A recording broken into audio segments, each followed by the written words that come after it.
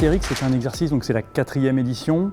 C'est un exercice qui est unique en Europe et qui cherche à entraîner le personnel du commandement de l'espace aux opérations spatiales en créant un environnement le plus réaliste possible. Bien sûr, il est simulé, mais qui génère un certain nombre d'actions et donc de réactions qu'ils doivent mettre en œuvre, préparer, concerter et ensuite exécuter dans le cadre du domaine des opérations spatiales. Donc on est à la fois dans la montée en compétences et dans l'entraînement du personnel du commandement de l'espace. L'édition d'Astérix 2024 est particulière dans le sens où elle fait une part plus importante, cette fois-ci au partenariat avec nos partenaires étrangers. Donc on a une inclusion beaucoup plus importante de différents partenaires. On a 27 joueurs étrangers qui sont directement intégrés dans la structure de commandement et de contrôle et qui donc participent à la fois à l'appréciation de situation, à la fois à contribuer à l'analyse qu'on y porte et à la fois également à proposer des solutions. L'apport du spatial est aujourd'hui incroyablement fort ou imprégné dans l'usage de notre quotidien et des sociétés. Cette dépendance au spatial, elle est également forte dans le milieu des armées. Toute notre action vise aussi à ce que nous soyons toujours en mesure de fournir cet appui spatial aux opérations, et c'est là où les opérations spatiales militaires permettent de protéger nos moyens.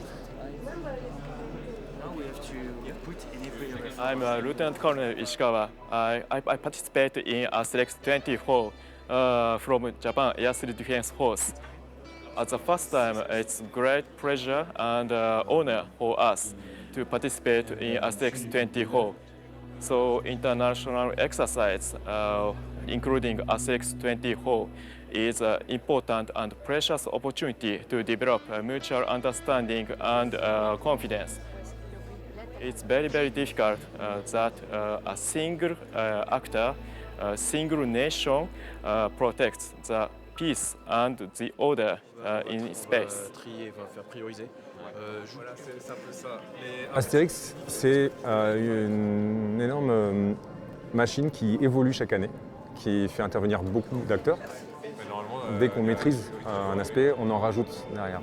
À titre d'exemple, la première année s'était tenue avec finalement assez peu de monde.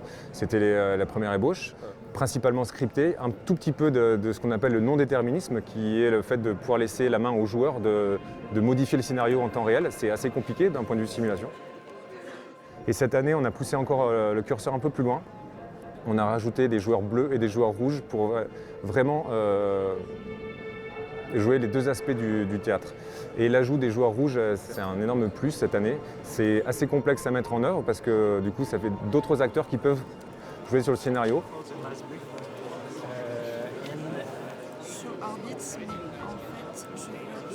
En orbite basse, on a eu un véhicule rouge, qui est donc un véhicule spatial, qui s'approchait d'un de nos satellites d'ISR, donc de recueil de renseignements, et qui est venu lui tourner autour afin de faire du renseignement sur sa plateforme. Les joueurs ne savent pas encore à ce moment quelle est exactement la mission de ce satellite et ils sont en train justement d'établir la menace autour de cet événement. Le satellite rouge avait une mission de recueil de renseignements, donc optique, à faire des images autour de notre satellite et il tournait vraiment autour, à peu près 150 km autour. Et ce qui lui permettait de faire ce qu'on appelle un dossier de ciblage pour ensuite pouvoir effectuer un acte potentiellement hostile.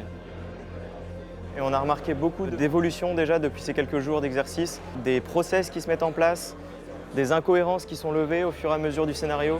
Les joueurs du coup progressent.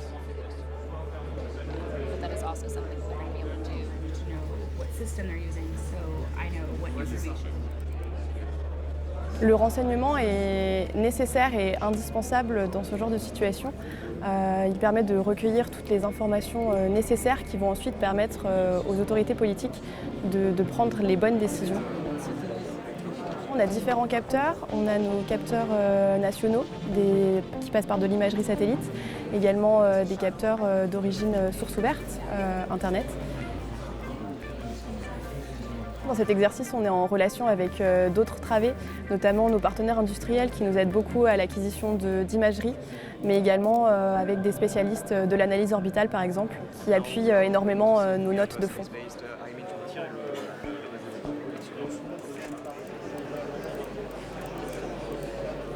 Notre système est directement accessible par les joueurs militaires. ce qui leur permet directement de l'utiliser pour faire des analyses ou récupérer nos données. Mais également, ils peuvent nous solliciter en nous envoyant des messages pour nous demander des analyses un peu plus fines.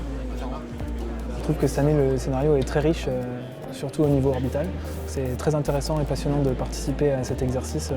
En tant qu'industriel, on apprend énormément et on arrive, je pense qu'il y a un vrai bénéfice et une complémentarité entre les acteurs industriels et les militaires. Au quotidien, en dehors de l'exercice, Ariane Group fournit le même type de données au commandement de l'espace. Et donc on est amené à faire le même type d'analyse que ce qu'on fait aujourd'hui sur l'exercice. Cet exercice, pour nous, il a lieu une fois par an, il est majeur. Il y a des moyens très importants qui sont mis en œuvre pour permettre un entraînement de très haute qualité pour notre personnel. Donc oui, l'enjeu, bien sûr, est de confronter notre personnel à des situations plus stressantes que le quotidien et qui visent à les qualifier et à les entraîner au bon niveau. Difficile de résumer en un mot, mais si je dois en choisir qu'un, ce serait échange. Confidence. Challenge. Coopération. Improvement. Challenge. Réaliste. Challenge. Partenariat. Laboratoire.